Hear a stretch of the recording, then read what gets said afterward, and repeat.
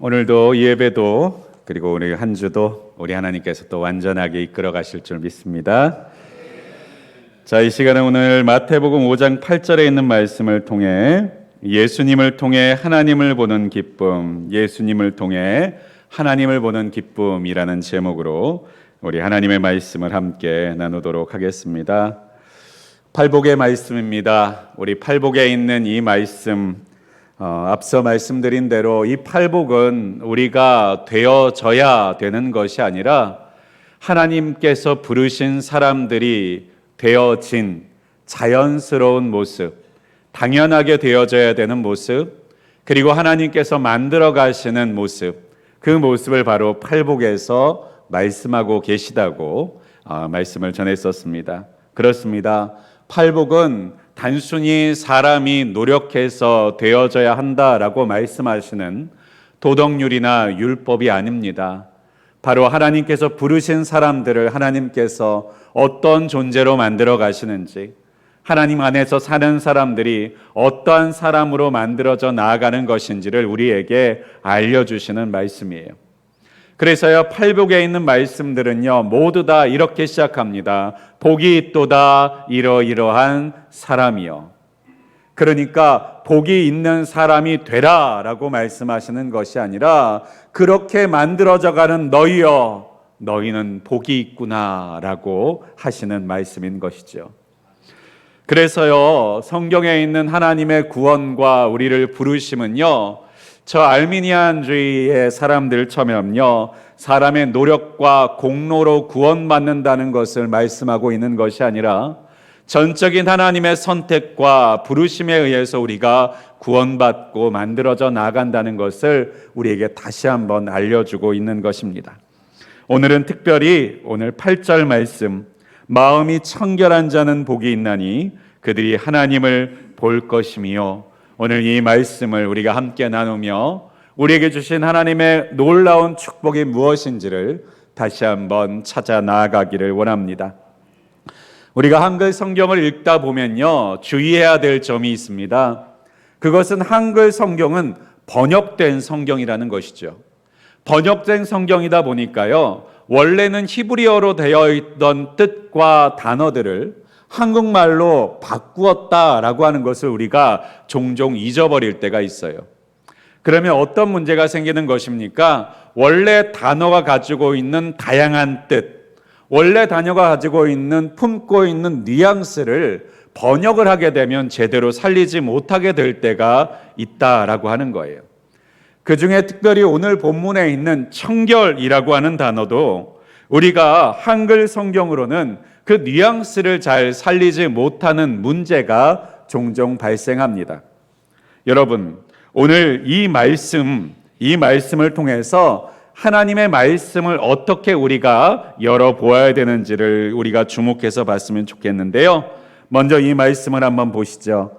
마음이 청결한 자는 복이 있나니, 복이 있도다 마음이 청결한 자여 라고 하는 말입니다. 여기서 우리가 성경 말씀을 보면 어디가 청결한 자라고 말씀하고 계시죠?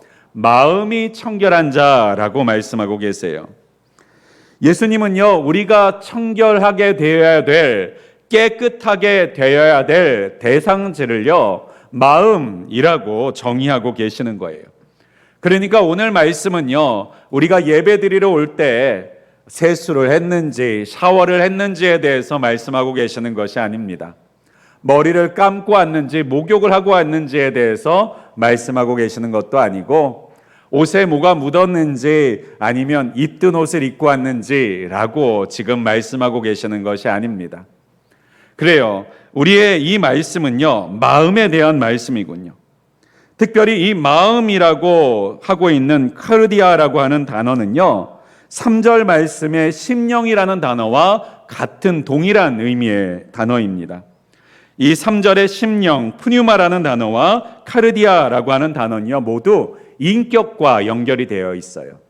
인격이라는 것이 무엇입니까? 지, 정, 의. 지식과 감정과 의지가 모두 함께 있는 것을 우리가 인격이라고 부르지요. 그래서요, 심령, 마음, 이 모든 것은요, 사람의 인격을 표현하고 있는 말씀입니다. 그러니까요, 이 인격이 하나님과 관계되어지는 중요한 통로라고 하는 것이고, 그 인격이라고 부르는 마음이 하나님과 우리와의 관계 가운데서 가장 중요한 역할을 하고 있다라고 하는 것을 우리가 생각해 볼 수 있습니다. 특별히 잠언 4장 23절에 있는 말씀에 보면요, 모든 지킬 만한 것 중에 더욱 내 마음을 지키라. 생명의 근원이 이에서 남이니라 라고 말씀하고 있다는 거예요. 생명의 근원이 어디 있다고요? 우리의 마음에 있다고요. 그런데요, 그 마음을 오늘 청결한 자가 복이 있다라고 말씀하고 계시는 것입니다. 그러면요, 우리의 마음, 우리의 심령, 우리의 인격은 과연 청결한가요? 여러분, 여러분의 마음을 한번 들여다보시죠. 물론 눈에 보이지 않습니다만 여러분은 청결하신가요? 깨끗하신가요? 여러분 가운데, 여러분의 마음 가운데에서는 어떤 티나 어떤 허물이 보이지 않으시는가요? 하나님께서는요, 우리가 가지고 있는 이 마음이 청결과는 거리가 멀다라고 말씀하십니다. 예레미야 17장 9절 말씀에 보니까요, 만물보다 거짓되고 심히 부패한 것이 마음이라 라고 말씀하시기 때문이죠. 그러니까 만물보다, 세상에 있는 어떤 것보다도 더 거짓되고 더 썩고 더럽고 부패한 것이 무엇이냐? 바로 사람의 마음이다 라고 하나님께서 말씀하고 계시는 거예요. 그러면 우리가 이 마음이 어떻게 청결해질 수 있는가? 어떻게 해서 청결하게 되는가? 우리가 그것을 분명히 찾아볼 필요가 있을 것 같습니다. 그렇다면 이 청결이라는 단어의 뜻이 뭘까? 흔히 사전을 찾아보니까 청결이라고 쳐보니까요, 맑고 깨끗하다. 그래서요, 우리나라 단어에는 영어로 clean이라고 되어 있어요. 근데 여러분, clean이라고 하는 단어를 생각하면 어떤 이미지가 떠오르시는가요? 저는 무가 생각납니다. 먹는 무 말고요, 없을 무가 생각납니다. 그러니까요, 청결이라고 하는 이미지는요, 아무것도 없는 것, 하얀 백지와 같은 것, 어떤 다른 것이 포함되어 있지 않은 완전히 하얀색, 이와 같은 것을 우리는 청결한 상태, 깨끗한 상태라고 우리가 흔히 생각하기 마련이에요. 그러다 보니까 우리가 죄는 검은색, 그리고 어두운 색이라고 생각하면서 우리가 신앙생활하면서 회개해라, 그리고 청결해라, 깨끗해라 라고 하는 말씀을 들을 때마다 우리의 하얀 백지와 같은 마음 가운데 여러 뿌려져 있는 것 같은 죄의 흔적들, 죄의 먹물과 같은 것들을 계속해서 물로 씻어내는 것 같이 살아나가는 것을 깨끗해지는 삶, 청결해지는 삶이라고 우리는 생각하면서 살아가기 마련입니다. 그래서요, 우리는 가끔 영적인 결벽증에 빠지기도 해요. 우리가 영적으로 너무 민감해지고 또 하나님의 은혜와 말씀대로만 살고자 하는 중심이 우리 마음 가운데 너무 지나치게 되면 어떻게 되냐면요, 작은 죄 하나도 용납하지를 못하는 거예요. 그래서요, 내 안에서 어떤 잘못과 어떤 허물들이 한 가지만 있어도 그것을 해결하지 못하면 두렵고 떨리고, 하나님이 나를 심판하실까, 나를 버리실까, 내가 지옥불에 떨어지지는 않을까 하는 두려움 속에 살아가는 분들, 영적인 결벽증에 빠지게 되는 경우가 있어요. 물론 깨끗하게 사는 것, 정결하게 사는 것은 얼마나 훌륭하고 멋진 신앙인지 모릅니다. 그런데요, 그것이 우리의 일상적인 신앙생활을 방해하거나 하나님을 쫓아 나아가는 우리의 마음을 자꾸 흔들어 놓는다면요, 그것은요, 병적인 증세임에 틀림없어요. 그래서 영적인 결벽증이라고 말할 수 있을 것 같습니다. 그런데요, 오늘 성경에 있는 말씀의 청결이라는 것이 과연 그렇게 깨끗한 것, 하얀 것으로 만들어야 된다라고 하는 뜻을 가지고 있는 것일까? 물론 오늘 본문에 있는 이 청결이라는 단어의 원뜻을 찾아보고 제가 확인을 해보니까요, 원형은 카다로스라고 하는 단어인데 이것을 히브리어로 번역한 단어가 타후르라고 하는 단어입니다. 이 타후르라는 단어가 어떤 뜻이냐면요, 바로 구약 성경에서 정하다, 정결하다, 온전하다라고 하는 표현에 사용되는 단어입니다. 이 단어는요, 마치 한센 병자가 그 한센병, 문둥병을 치유받고 나서 제사장이 이제 치유받았다, 정함받았다, 회복되었다라고 말할 때 바로 정하다라고 이 타오르라고 하는 단어를 사용한다라고 합니다. 그러니까요, 이 단어 청결이라고 하는 단어는 구약 성경에서 정결하다, 거룩하다, 온전하다라고 하는 뜻으로 사용되는 단어인 것이죠. 그런데요, 이 정하다, 정결하다라고 하는 뜻을 구약에서는요, 단순히 깨끗하다라는 뜻으로 사용하지 않습니다. 어떤 단어를 사용하느냐? 혼합된 것을 부정한 것으로 다루고 있기 때문에 그래요. 혼합된 것을 부정한 것으로 간주한다.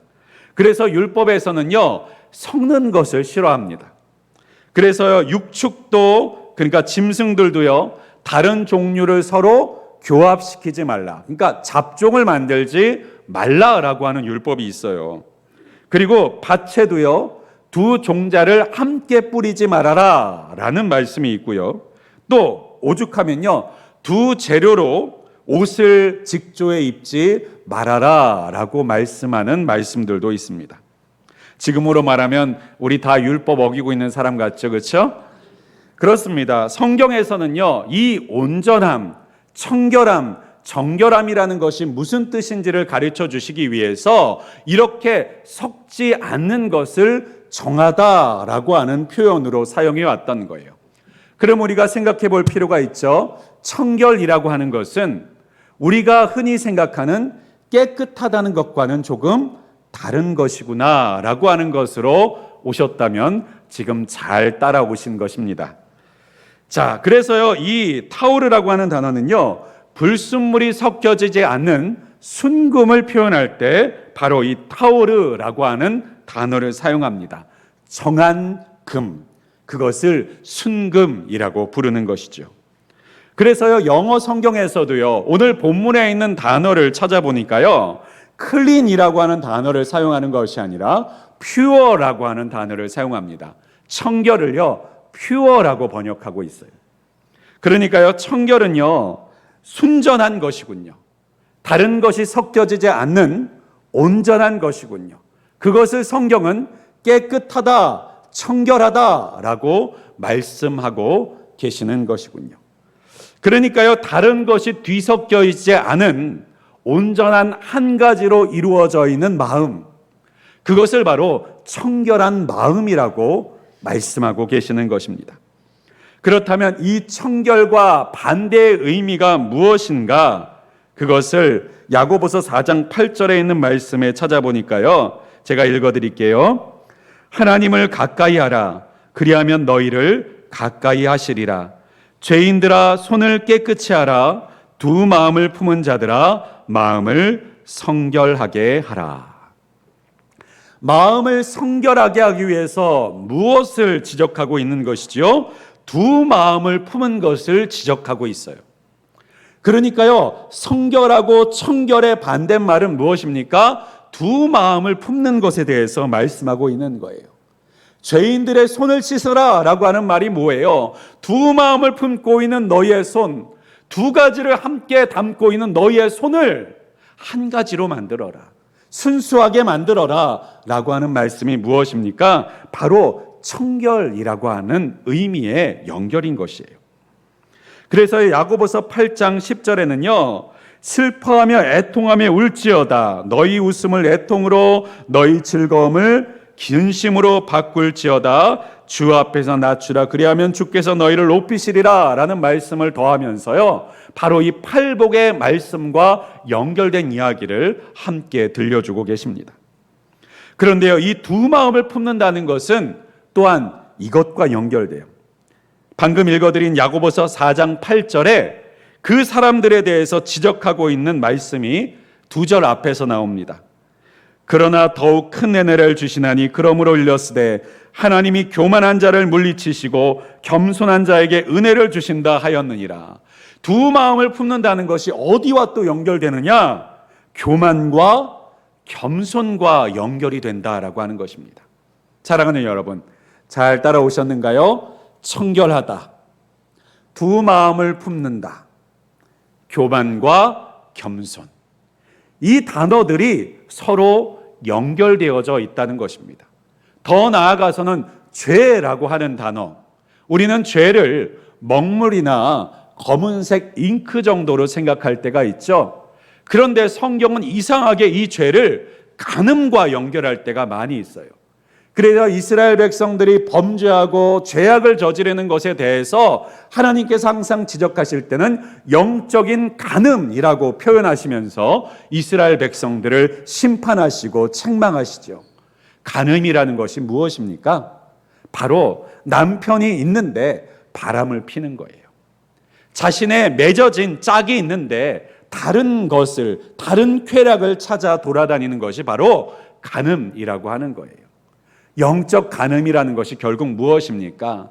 내 주인 되시는 하나님이 있는데, 내 남편 되시는 하나님이 계시는데 내 마음이 다른 우상들을 향해서 이리저리 돌아다니고 있는 중심, 두 마음, 이것을 바로 성경은 하나님께서는 죄다라고 말씀하고 계시다는 것입니다.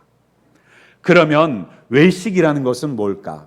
마태복음 5장에 있는 이 말씀, 이 팔복에 있는 말씀처럼요, 마태복음 23장에는요 화 있을진저 라고 하는 말씀이 나옵니다.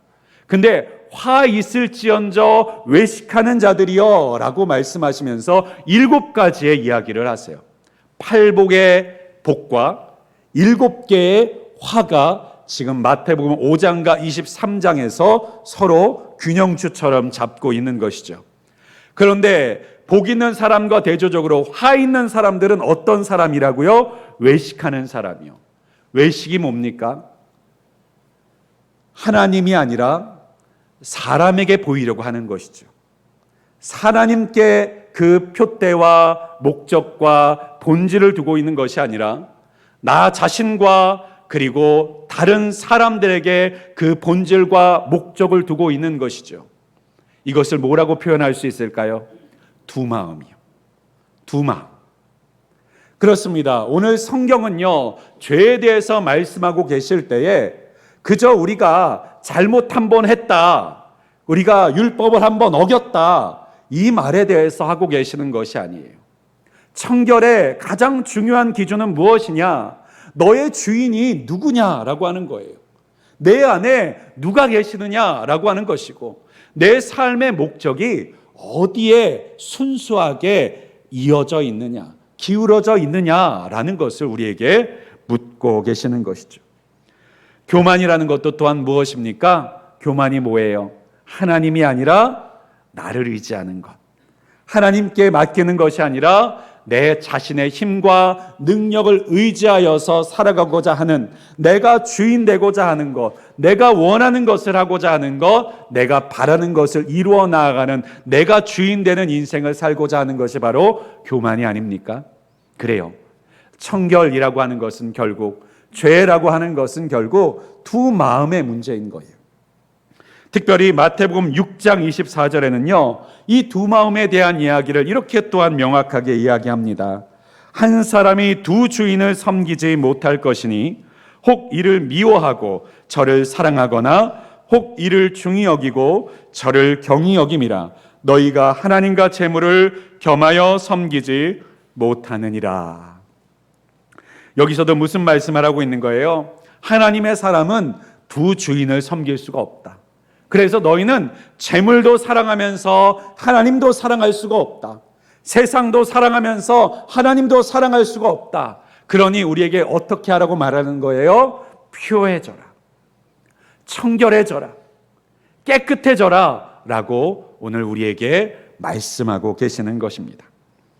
그렇다면요, 우리가 이 청결하게 되는 것, 깨끗하게 되는 것, 두 마음을 품지 않는 것을 우리가 어떻게 할 수 있을까?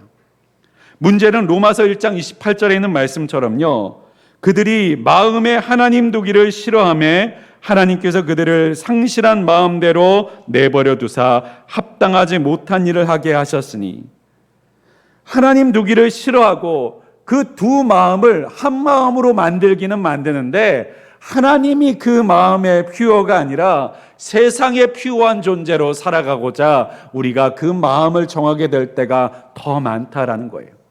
내가 주인이 되고 하나님을 밀어내는 것에 우리의 마음을 정하게 될 때가 더 많다라고 하는 것입니다. 왜요? 하나님 두기를 싫어해서요.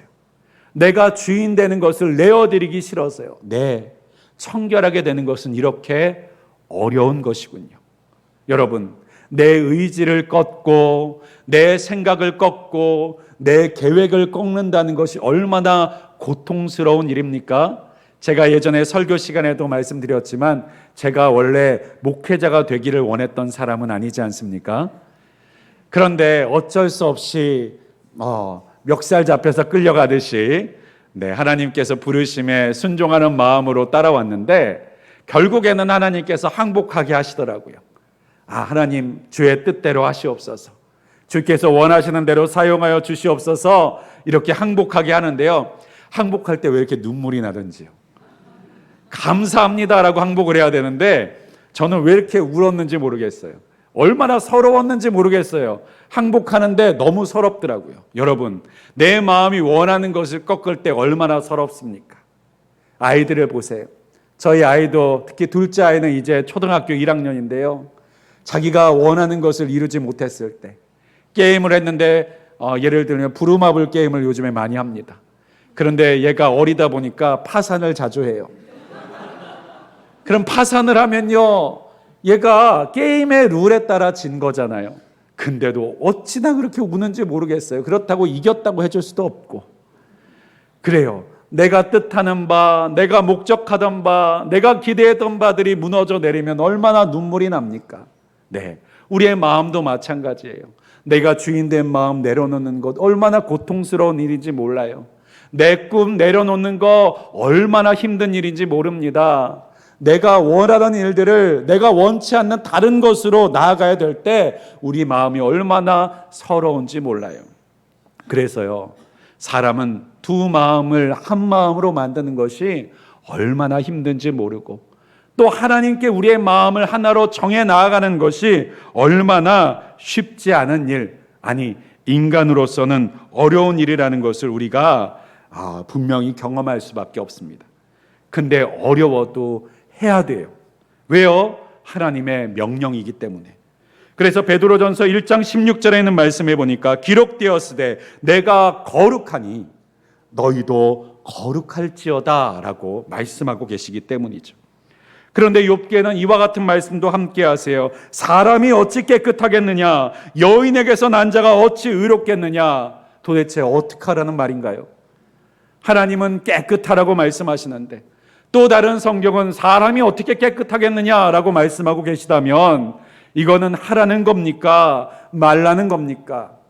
그러면 안 되는 거를 기준 삼아 놓고 너는 안 돼라고 말씀하시면서 심판하시고자 하는 것이, 희망 고문을 해주시는 것이 바로 하나님의 뜻일까요?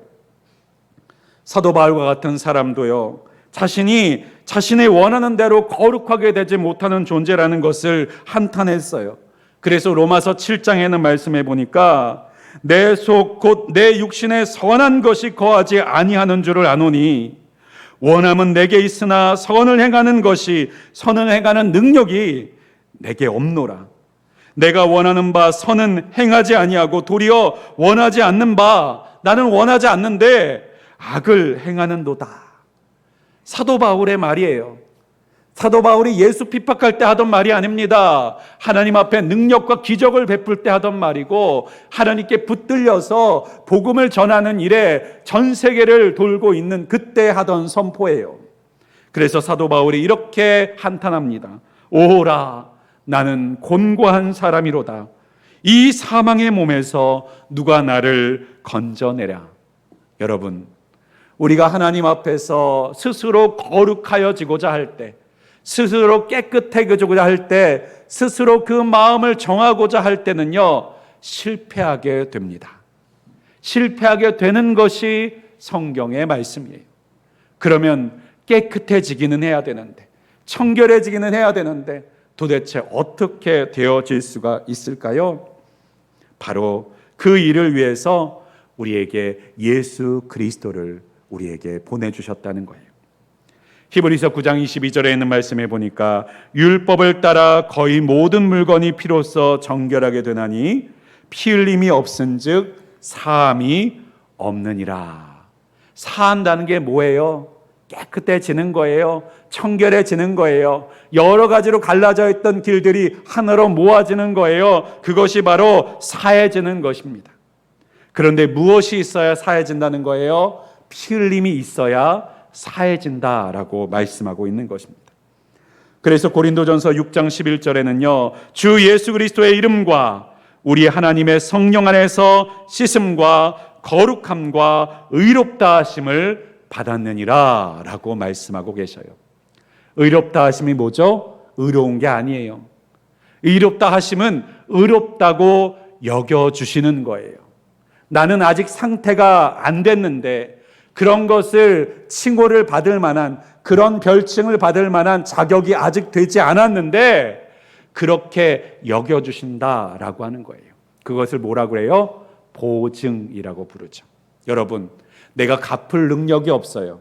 그런데 다른 사람이 나를 위해서 보증을 서줍니다. 그러면 내가 나중에 갚을지 안 갚을지 모르는 불안 때문에 빌려주지 않을 사람도 그 보증이라는 것 때문에 그것을 갚을 줄을 믿고 돈을 빌려줄 수 있는 거잖아요. 의롭다 하심도 마찬가지예요.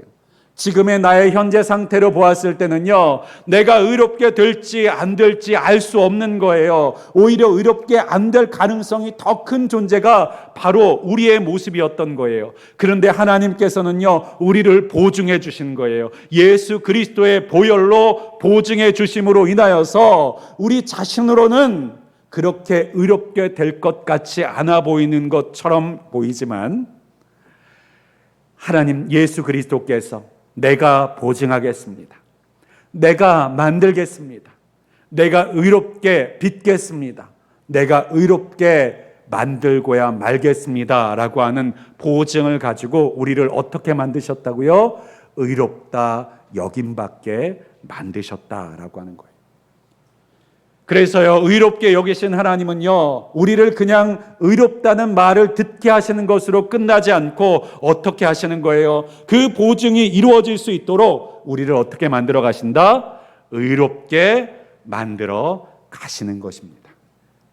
그러니까요, 우리의 의로움은요, 예수 그리스도께서 십자가에 달려 죽으시고 그 피 흘림을 통해서 우리가 끝나는 게 아니에요. 우리가 의롭게 되어질 때까지, 그 보증이 완성되는 날까지 하나님께서는 우리를 책임지시고자 우리를 의로운 방향으로 만들어 나아가시는 것입니다. 청결하게 만들어 나아가시는 거예요. 깨끗하게 만들어 나아가시는 거예요. 언제까지요? 깨끗해질 때까지, 청결해질 때까지, 우리의 마음이 이리저리 나눠지지 않는 하나님을 향한 한 마음이 될 때까지 하나님은 우리를 책임져 나아가고 계시는 것입니다. 그래서요, 팔복에 있는 이 말씀은요, 너희가 해라 라고 하는 말씀이 아니라 내가 할 거다 라고 하는 말씀인 것입니다. 그래서요, 이 팔복의 말씀은 모든 세상 사람들이 누릴 수 있는 복이 아니라 예수 그리스도 안에 있는 사람만이 누릴 수 있는 복, 예수 그리스도 안에 있는 사람만이 받을 수 있는 복이라는 것이죠. 사랑하는 여러분, 여러분을 부르신 하나님의 계획을 아시겠습니까? 우리의 지금 모습이 아니라 우리가 만들어질 모습을 바라시면서 우리를 인도하시고 택하여 주신 하나님의 계획을 아시겠습니까? 그리고 이것을 바라보는 게 바로 믿음이라는 거예요. 여러분, 성경은요, 현재에 대한 이야기를 하지 않아요. 항상 미래에 대한 이야기를 합니다. 성경 가운데 두 아들의 이야기가 있어요. 탕자의 비유 말고 또 다른 이야기가 있는데, 아버지가 두 아들을 부릅니다. 포도원에 가서 일을 좀 해라. 그러자 첫 번째 아들이 말합니다. 네, 제가 가서 일하겠습니다. 근데 안 갔어요. 둘째 아들은요, 싫어요, 귀찮아요, 안 가요 라고 말했지만 나중에 마음에 찔려서 그 포도원에 가서 일을 합니다. 그때 예수님께서 물어보십니다. 누가 아버지의 뜻대로 행하였느냐? 현재로 말하면 예라고 대답한 첫째 아들이 아버지의 뜻대로 행한 것처럼 보입니다. 그런데 하나님께서 보시는 아버지의 뜻대로 행하는 사람은 뭐예요? 마지막에 하고 있는 사람이에요. 마지막에 하고 있는 사람.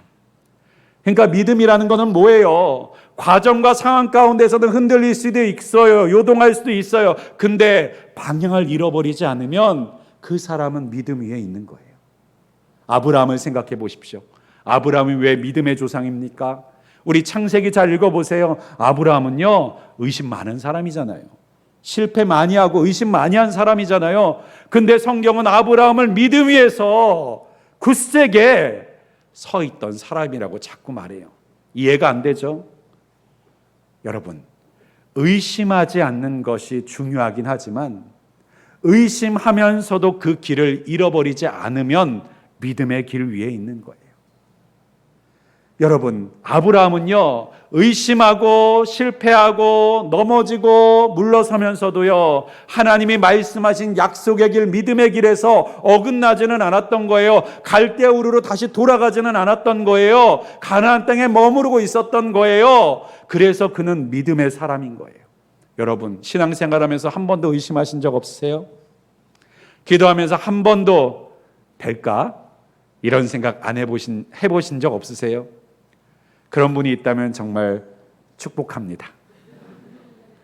그런데 저도요, 기도하면서 이걸 하나님께서 하실까? 정말 하나님께서 이거 이루실까? 그리 아니하실지라도 기도해야 되는 거 아닌가? 이런 생각이 들 때가 얼마나 많은가요? 나 자신을 바라보면서 하나님께서 날 정말 제대로 쓰실까? 이렇게 부족하고 모자란 것이 많은데 하나님께서 과연 쓰실 수 있을까? 내 신앙 하나도 챙기기 버거운 인생인데 맡기신 사명 감당할 수 있을까? 이런 생각이 들 때가 찾아올 때가 있죠. 그런데요, 뭐 하지만 않으면 돼요? 돌이키지만 않으면 돼요. 우리의 방향만 잃어버리지 않으면 돼요. 둘로만 갈라지지만 않으면 돼요. 여기 저기 우리가 흩어지지만 않으면 돼요. 그러면 우리는 믿음 위에 믿음 안에 있는 사람이고, 믿음 안에만 있으면, 그 레일 위에만 있으면 그 레일 위에서 달려가게 하시는 동력은 누구시라는 거예요? 예수님이시라는 거예요. 우리를 달리게 하시는 것은 예수님이시고, 우리는 그 믿음의 철길 위에만 어긋나지 않고 서 있으면 된다라고 하는 것입니다. 그것이 바로 청결이라고 말씀하십니다. 그렇다면 이 청결한 자가 무엇을 본다고 말씀하십니까? 하나님을 볼 것이라고 오늘 말씀하고 계시네요. 하나님을 본다. 하나님을 본다. 여러분, 이 자리에 하나님 보신 분이 있습니까? 손 한번 들어보실까요? 너무 신령하셔서 하나님을 내가 본 적이 있다. 저도 하나님을 본 적은 없네요. 근데 감사하시기 바랍니다. 성경에 보니까 하나님을 보면 죽는데요. 그래서 모세도요, 수건을 얼굴에다 가리고 하나님의 뒷모습을 보았다라고 성경에 기록하고 있죠. 하나님을 대면하여 직접 보면 사람이 죽는다고 성경에서 말씀하세요. 그래서 성경에 있는 선지자들도요, 하나님을 대면하여 보면요, 항상 뭐라고 말합니까? 오라, 나가 죽게 되었다라고 말하죠.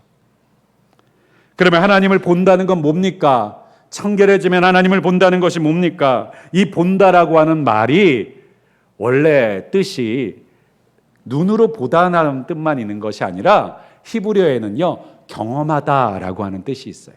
알다, 경험하다라고 하는 뜻이요. 그러니까 하나님을 본다라고 하는 것은 무슨 뜻이에요? 하나님을 경험하게 될 것이다 라고 말씀하는 거예요. 그저 어떤 그 할아버지가처럼 생긴 하나님을 내가 봤다, 뭐 이렇게 어떤 형상을 가지고 있는 사람 모양의 하나님을 봤다, 이 얘기가 아니라 청결한 사람, 마음이 정하여진 사람은 뭘 보게 될 것이라고요? 하나님을 경험하게 될 것이다. 하나님을 경험하는 게 뭐예요? 하나님의 말씀이 이루어지는 것을 체험하는 것이죠. 하나님은 눈에 보이지 않는 하나님이십니다. 영이십니다. 그러면 우리가 하나님의 일하심을 어떻게 봅니까? 말씀대로 이루어지는 것. 그 약속대로 이루어지는 것을 통해서 하나님이 살아계시구나, 하나님이 일하시는구나 라고 하는 것을 우리가 경험하게 되는 거예요. 그러니까요, 청결한 사람은 뭐를 누리게 된다는 것입니까?